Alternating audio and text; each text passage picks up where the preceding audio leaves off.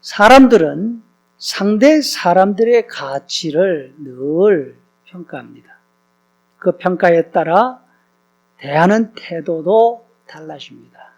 그 사람 믿을 사람이 못 돼. 그만한 가치 없는 사람이야. 만약에 이런 판단이 있으면 그 사람을 인정하지 않게 되죠. 그러면 무엇을 보고 그 사람은 가치가 있다, 가치가 없다 판단하게 될까요? 현대사회에서 사람 가치 평가의 가장 중요한 요소는 아마도 그 사람의 능력이 아닐까 생각됩니다.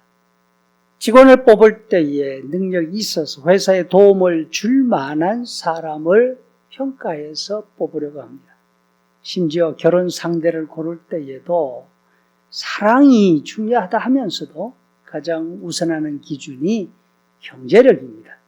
나와 내 자식들이 저 사람 손에서 평생 밥 얻어먹고 살 수 있을까?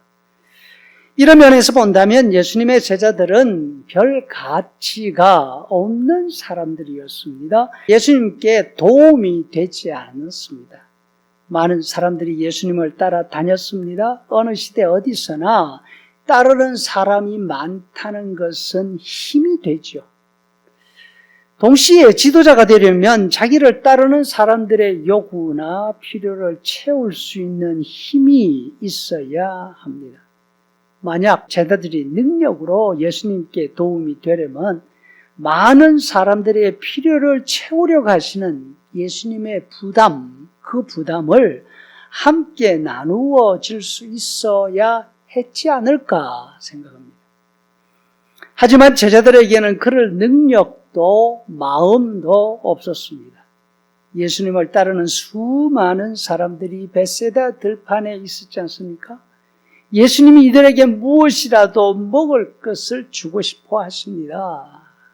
그런데 예수님의 마음을 아는지 모르는지 제자들이 예수님께 이렇게 말합니다. 이 사람들 주변 마을에 가서 뭐라도 사 먹게 해야 되지 않겠습니까, 선생님?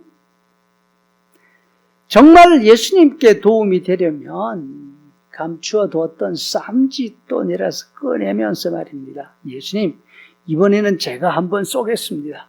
이 정도는 해야 되지 않을까?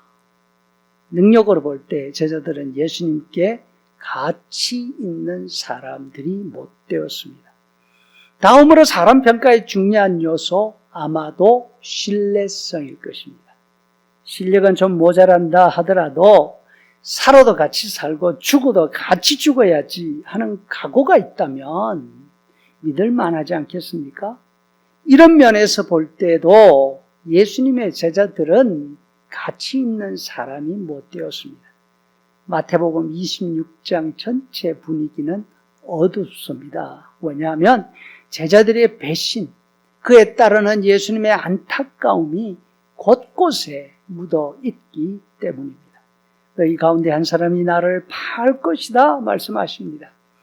그리고 어려움을 보면 나는 나머지 사람들도 다 나를 모른다고 부인하고 도망갈 것이라 하십니다. 베드로를 비롯한 모든 제자가 자신들은 그런 인간 아니라고 강력하게 부인했지만 결과적으로 그렇게 되고 말았습니다.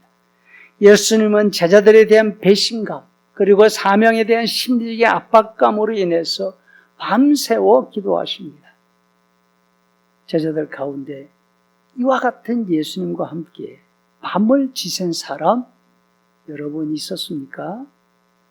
예수님은 미리 다 하셨습니다. 앞으로 어떤 일이 일어나고 다른 사람들은 물론 제자들까지 어떻게 행동할 것인지 아셨습니다.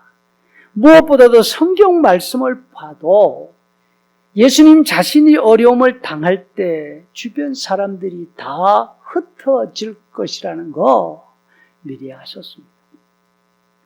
그럼에도 불구하고 예수님은 제자들의 태도에 못내 아쉬움을 느낍니다. 그렇죠? 정말로 이런 사람이었어? 그런 생각이 들면 다 소용없구나. 모두 가치 없는 사람들일 뿐이야. 하고 예수님 마음도 다운될 것 같습니다.